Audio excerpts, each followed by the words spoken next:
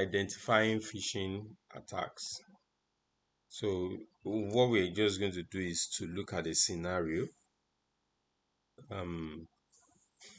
We're looking at a scenario, and we just try and look at some of the common things that people see or that happens within when you talk about phishing attacks.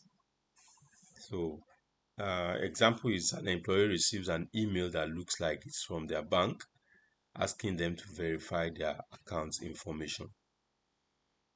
So when you get an email like this from your bank, or that is claiming to be from your bank, and it's giving you a link like, okay, verify your account information, verify this information. The first thing you want to look at, you need to detect, the noticeable red flags. The first thing is you check the address. And these days, even whenever you get any email that is requiring you to click anything, even sometimes when it doesn't require you to click anything, when it's just providing an information, it's just good to make it a common practice for you to check the email address where it's coming from. Once you can't, or you don't know the sender, when the sender is not familiar to you, or you have some suspicious links or some greetings that looks very generic, or any request for personal information and an urgent tone, you should be aware. You should know that there's something off. Then you should pay more attention. So what you don't do is don't click. Don't click or download attachment from unknown sources. You know, first thing is to verify the sender's information independently and use anti-phishing tools.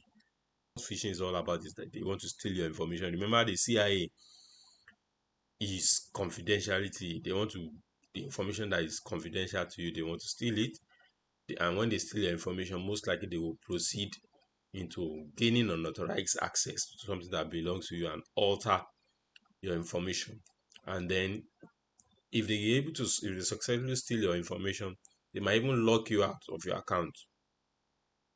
By the time they log in and change the password, then you are logged. So that means your confidentiality is broken, the integrity of your data is compromised, and you don't even have access. Availability of your data is also being compromised. So these are common with phishing attacks. Now, the diagram shows how phishing works. So you see a target victim. It's always starting from the attacker anyway. To the right, it's starting from the attacker. He creates a fake website or installs the fake, on a fake server. Creates a fake website, puts it on the fake server, and then he sends an email to the target victim, asking the victim to click a link. So once the victim clicks the link connects him or her to the fake server, and then of course, as you are connecting, you are revealing your personal information. Your IP address is already showing because the server will see your IP address, and then from your IP address and other details you can get. From your IP address you can get other details, like your home address and some other personal information. And even while filling the form, some information will have been given out.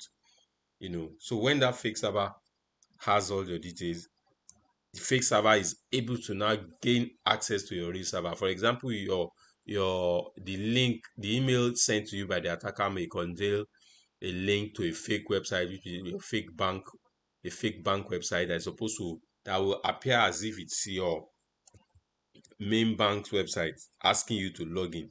I know when you're logging in on your website, you're providing your personal information and data, and then when that your password and data has been known, just the server can now use it to enter into your real server and steals personal, victims inform I mean steal victim personal information and data, and then whatever harm they want to cause can easily be carried out at that point in time. So this is basically the structure of how phishing attacks works. In real world, a phishing email can pretend to be from a bank, asking you to click on a link to verify your account. Like the diagram we saw earlier. That's how it works basically.